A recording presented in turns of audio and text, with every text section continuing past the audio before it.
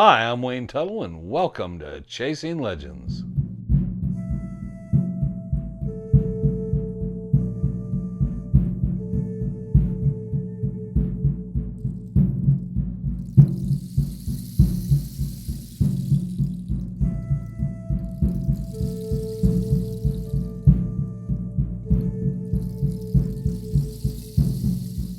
Welcome back once again. Please hit subscribe, check the notifications bell, and leave a comment if you want to leave a comment. We always check them out, read them up when we get time to.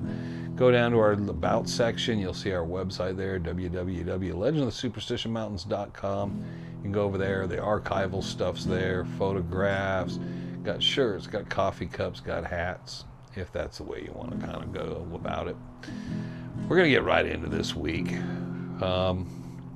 This happened before. Now, if you've been following along and stuff, before Bill, and then I went to work for Larry Landau out in Scottsdale. But I'd picked up some work for a group, and there was an O'Malley's. It was a lumber yard. I'm pretty sure it was an O'Malley's down off of Scottsdale Road. This has got to be somewhere in the early mid-'80s. And it was on the east side of Scottsdale Road, pretty sure. And I got a job there. The guy, I can't remember the name of the company. The guy's name was Ori that was running it, Ori. And then the superintendent's their name was Paul. And I don't know what they were going to do with it exactly, but there was a lot of refurbishing. They weren't using it for a lumber yard or anything. But part of what we were doing was doing a lot of tear down, trying to preserve a lot of lumber and stuff. I don't know if they were selling it, probably for reuse on projects. But it was a big place, and it had a gate, and had a lot of laborers because there was a lot of demo work and stuff going on. We needed guys to run wheelbarrows to dumpsters. So they were picking up guys off the street at the time. And one of the guys they picked up was a guy named David. There was two or three of them, but David's important to the story, obviously. So David went to work there, and the deal they gave him was they paid him probably only about $10 a day. But every morning the deal was Paul, the superintendent, would come in and bring him breakfast. Every lunch he'd buy him lunch off the coach that would come by. And then every afternoon, evening, he'd make sure he'd go grab him something. There was a cafe or something across the street. And he would go over and bring him over dinner. For these meals and the $10 or whatever he was paying him each day cash, and the labor, he also, if he wanted to, because he didn't have a place to stay, he could sleep in this old office. They had a couple rooms, and one of them was an office, and they gave him a place. They built him a little thing there, and he put his sleeping bag down. He could sleep there at night. Now the caveat is he'd get locked in at night, but there was a restroom and everything, and that gave them a security guard, somebody there with the light on that could get during the night. Somebody's probably not going to break in. And I think it was just kind of doing really nice by the guy and all. So we're working there, and a couple weeks go by, and he's laboring, and he does his thing, and he has his little place he sleeps at. And dinner, they would, towards the end of the day, sometimes if you were working late, Paul would give you like $10, $10, say, hey, run across the street, get this to go. And you bring it over, and that was David's meal. And he'd sit around, he's quiet guy. I wasn't quite sure if he was Yaqui, could have been Tohono O'odham, Pima, something like that. He was either Yaqui or Mexican, I thought. And but he was very quiet.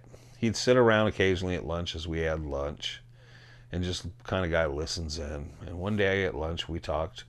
We talk about everything, what you're going to do this weekend and all. And that one, I was talking about, what are you going to do? And I was kind of talking about I was going to go up to Blacktop, Mesa. So I thought, I was going to take a hike up there. Weather was good. We didn't have to work on the weekend, so I was going to. So after we got done with lunch later, and this is probably like a Tuesday or Wednesday or something, maybe a Thursday. Anyways, David comes over and says, hey, I'd like to see that. And I was like, what? And he's like, I'd like to see that and all. And I'm like, well, I don't know, man. I knew he was in good shape, and he seemed like an okay guy and always very quiet, but it's like, I don't know how that would work. So I thought about it, went over to Paul, said, hey, I'm going to run out this weekend on Saturday and go to the Superstitions. You guys got any crews, anybody working out here on Saturday? And he said, no. And I was like, okay, well, David wanted to know if I'd pick him up and take him out there. And Paul said, he said, I'll give you the key. You can unlock the gate. He can go. You guys lock it up. And then as long as you're back that evening, just the only thing is you're going to have to buy him something to eat for dinner or whatever. And Paul was kind of like, you know what?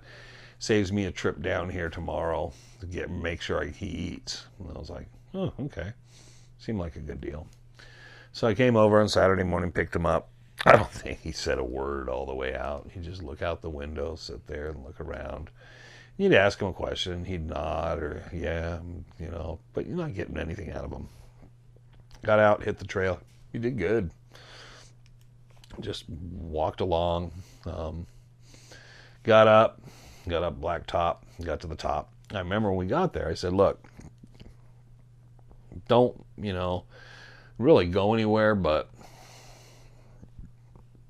kind of look around and whatever you want. I told him I was just looking at some general things where I was going to be over by the, the petroglyphs up on the one side. And I told him, a couple other things I was looking at. So I said, you can tag along or you can just walk around and explore whatever you want, everything. And he was very quiet. And he said, okay, I'll just walk around.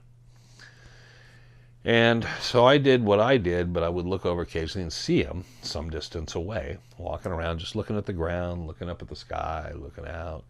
He'd sometimes you'd look over and see he's just standing somewhere staring out, looking over towards Palomino or Weaver's Needle. So I thought, okay, guy's probably just enjoying being out. Again, I didn't know anything about any of it. So I got over, and it's always hard with Blacktop Mesa because it kind of sits at an angle from northwest to southeast. So what I think of is the north side, most people think of as the east side. Most people call the south end, because when you're there, it looks one way, but it actually sits at an angle. So anyways, we're down kind of the lower southeast end, Weaver's Needle, looking down into Needle Canyon. And I thought I heard someone talking, so I walked over and was looking, and I figured it's David. And I thought, okay, it doesn't sound like he's panicked, like he needs something, but is that him talking? I could hear the voices. I was just like, that's kind of weird. And then next thing I know is he's standing there next to me. And I look over at him, I said, can you hear that? And he said, yes. We're both looking over, and it sounded like just one person. It didn't sound like a conversation, but one person just talking. And we sat there for a while, just kind of looking over the edge and look at each other and all. Couldn't make out words, so we decided to kind of scramble best we could. We couldn't get very far from in the spot we were looking at, but we were working our way down a little, kind of see if we could get closer. Couldn't pick anything up. Could hear it. It didn't have an echo or anything like it was down way further. It sounded like it was pretty close by. And we both kind of shrugged it off. Phantom voices, who knows, whatever. But just decided to get ready to get out of there. So I said, hey, I'm done. You ready to go? And he's like, yeah. And we start getting ready to walk out. And I could tell he had something in his hand. And I could see something kind of barely sticking out. And I said, we looked at it all. And he said, oh. He said, I found this. And he undoes it. And it's a cross. Not a cross. It's a chain with a crucifix on it, about this big, about that big across. Wasn't way over large gaudy, but it wasn't like something real small. And I was like, huh, that's interesting. Where'd you find that? And he said, over here in these rocks. So we walked over, and he showed me kind of where he found it, and he said it was kind of half buried. What he saw was bits of the chain. And I never touched it, because he kept it in his hand, and he had kind of a weird, kind of like, I would be like, oh, I wonder if it's silver or something. I said, I don't think it's gold, but I wonder if it's even silver. If it's worth something. And as soon as you would like point, he'd pull it back. So kind of looked at the area. I could tell he'd been there because I could see his footprints where he'd been there, and you could tell he'd been looking around a bit after he found that. He said, yeah, he saw the bit of the chain, and it just kind of caught his eye, and then he went down, and he said, that, I was like, that's really cool and all. So he kept that sucker in his hand the whole time. And so we're going back, and I told him, you ought to clean it up. There was down Scottsdale Road, there's a couple of places that jewelers watch, places fix watches. I said, you should see if you can clean it up, or someone can clean it up a little. See if it's silver or if it's gold. Maybe this is your ticket, man. Maybe this is something pretty cool. Maybe it's nothing. And he was like, yeah, you just stare at it, look at it. Well, I took him back. We grabbed some food on the way, ate. Took him back, locked him in. Kind of felt bad, but, he had a nice warm place to go back into. So he got in, and Monday it rained, so we got rained out at work. But Tuesday I came in, and I come in, and he's wearing that crucifix. And he, wasn't talking much about it. I could see it. And then he'd pull it out, like at break or something, and he would just be fiddling with it, looking at it and stuff.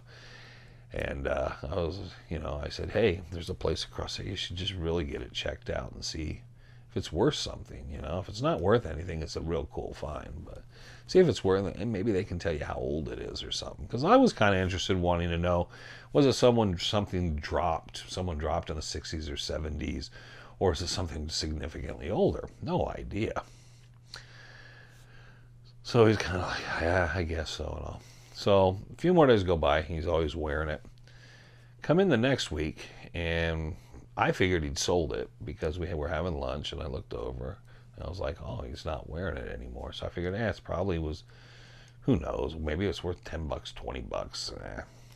So he just basically cashed in on it. And so kind of the end of the lunch, we were sitting there, and I just said, hey, what happened with that crucifix? He said, I hung it up in the room. He said, ever since I've had it, I keep having bad dreams.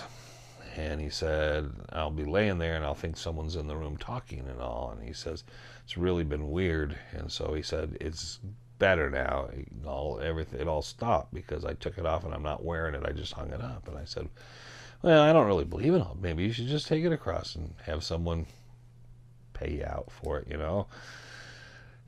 And he was kind of like, oh, I don't know. Maybe I should and all this. So we worked through the week. Didn't really bug him about it.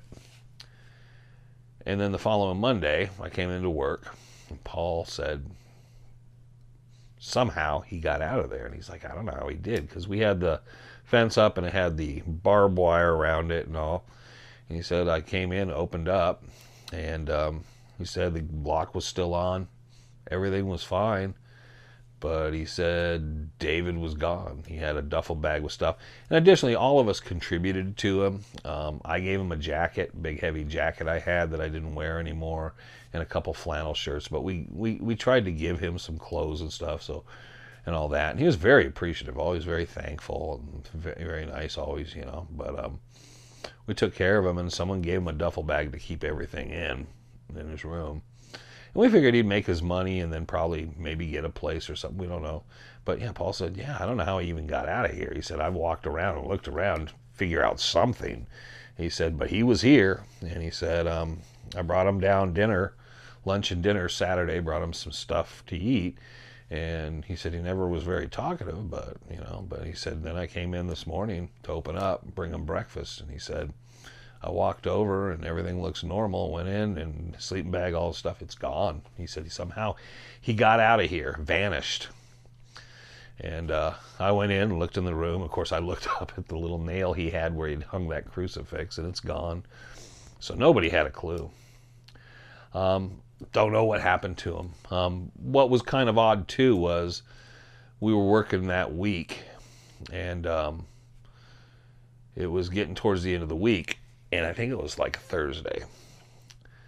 And I was going to take Friday off, and I wanted my check. And I came in, and I told Paul, and he said, well, I can't cut you a check here for Friday. And I said, well, he said, go over to the office. And he wrote down the office on the business card, back of a business card, and said, stop by there, see Ori. He can cut you a check for what you need and all. Okay, cool. So I went over to the office. I went in. And Went in to see him, and this guy Ori was really intimidating. He wasn't really a big guy or anything, but he just seemed like he'd just been having a series of bad days for his entire life. Never seemed very happy or anything at all. So I went in, told them. They went in, checked with him, brought me out a check. I looked at the check, and I was like, this check's short. It's not what I make, and it's not the hours I worked. So I explained it to them, and they went back, and then they just kind of, I remember seeing them stand in the hall, and they're like, come here. And I came down, and they opened the door, and Ori's behind his desk looking like a frickin' toad, pissed off toad. And he's sitting there and looked really upset and angry. And I was like, sat down and pretty intimidated by the guy. And I was sitting there, and I remember he said, there's a problem with your check. And I said, yes, it's short. I worked this many hours for this much and all that. And he kind of like just sat there and then glared at me. And then he said, okay. And then it was really weird because he made it so easy that he just filled out the check. He used his little calculator, figured it out. And he said, I'm just going to, how about this? And I went, yeah, I'll take that. That's fine. Because I think he just wasn't going to deal with the taxes and stuff. So I think he just wanted to pay and get me out of the office. So he handed me the check. I said, thank you, sir, and all that. And I don't think he even acknowledged. It was like I was gone the moment he handed me the check. Walked out of the office, went out, cashed my check on the way out. Don't know why, because normally I just deposit it or nothing else, but I decided to stop someplace and cash the check. And I cashed the check and got the cash and put it in my pocket. So I got home, didn't think much of it. Whatever I had going on the next day, I was doing. And remember when I got home, because I was at my parents', and my mom said, hey, don't you work for such and such, this guy Ori, whatever. I still got his business card somewhere. But I said, yeah. And she said, they're on the news. And I'm like, what? And I guess what had happened is they had decided not to pay everybody, close the offices, and no one was getting paid. And I never understood the whole reason, but they closed down the job site. Everybody was done. He was not issuing any checks, and everybody lost everything they'd worked for that week, except for, obviously, me. And I don't know if the two things are tied together, because it is kind of odd that David leaves, and then I'm going to be off Friday, but I decided to go down and talk to Ori and that whole thing, but it was just a weird circumstance. Going back, did David sell the crucifix? Did David keep it? Was it cursed? Did he vanish into the nether? Poof. Or who knows what? And I always had a thing in the back of my head, I don't know why, but I always wondered, did he really find it where he said he found it? Or did he just say that? Or anything with that? I never saw him with anything like that before, and he never had jewelry or anything. He was, when he came to work there, he had basically jeans with holes in them, a pair of just worn out shoes, and a t-shirt. And we clothed him after that. He actually ended up, someone knew someone that came down and cut his beard and cut his hair because he was just bad shape. Nice guy, quiet guy, hard worker. I've never showed any signs of mental illness or anything like that. But yeah, there was the thing with the crucifix. And then he said he couldn't sleep, and he had to take it off and hang it up. And that was the last time I talked to him. And then the following week, coming Monday, he vanished. And Paul was really disturbed by that, because every day he'd be like, I don't know how he got out of here. There's just no way. And he kept walking around trying to figure out how he would have been able to get up and over or out or anything. And Paul's like, I came in, the gate was locked. I know I locked it. And it's just, so whatever happens. So there's the story of David. A personal anecdote, obviously, since we did the rabbit holes and then we did Walter Perrine, and this is kind of a mixture of Blacktop, Walter Perrine, a rabbit hole, and a personal story that I was involved in. That being said and done, that's it for this week. Hope everybody's having a great week and enjoying themselves. And until the next time, remember, I'm Wayne Tuttle. You're not. And this is Chasing Legends.